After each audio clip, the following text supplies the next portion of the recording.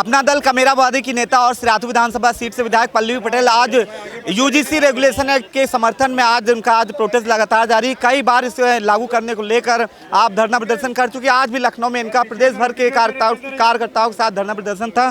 Ma'am, जिस तरह से यूजीसी रेगुलेशन को लेकर आप पहले भी एक दो बार प्रदर्शन कर चुके, लेकिन अभी तक उस पर कोई कार्रवाई नहीं हो रही और फिर आप उसके समर्थन पे आज सड़क पे थी। देखिए, इतना आसान नहीं था। जब आज से 3 दशक पहले मंडल कमीशन की सिफारिशें लागू करने की बात थी, तब भी वो रातों रात लागू नहीं हो गया था।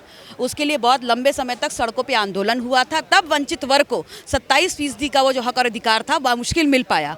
वो बात अलग है कि लागू आज तक पूर्णतः नहीं हुआ। वैसे ही समानता को बढ़ावा देने वाला यूजीसी इक्विटी रेगुलेशन, जो कहीं ना कहीं वंचित वर्ग के बच्चों की शिक्षा और छूट जो जिंदगियां उनकी खत्म हो जाती हैं यूनिवर्सिटीज़ में इंस्टीट्यूशनल मर्डर्स की वजह से, फोर्स ड्रॉपआउट्स की वजह से, वो समानता को बढ़ावा देने वाला यूजीसी इक्विटी रेगुलेशन इतनी जल्दी लागू कर देंगे?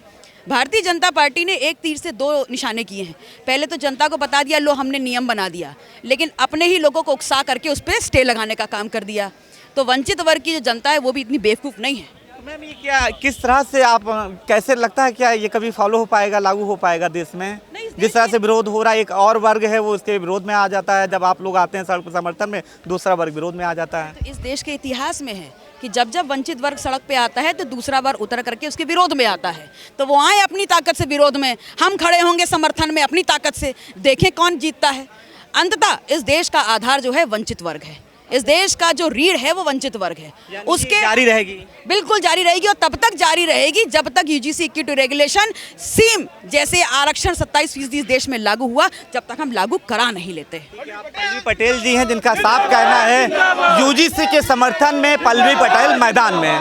वीडियो जर्नलिस्ट जिशान के साथ अनूप चौधरी, अनादि टीवी, लखनऊ।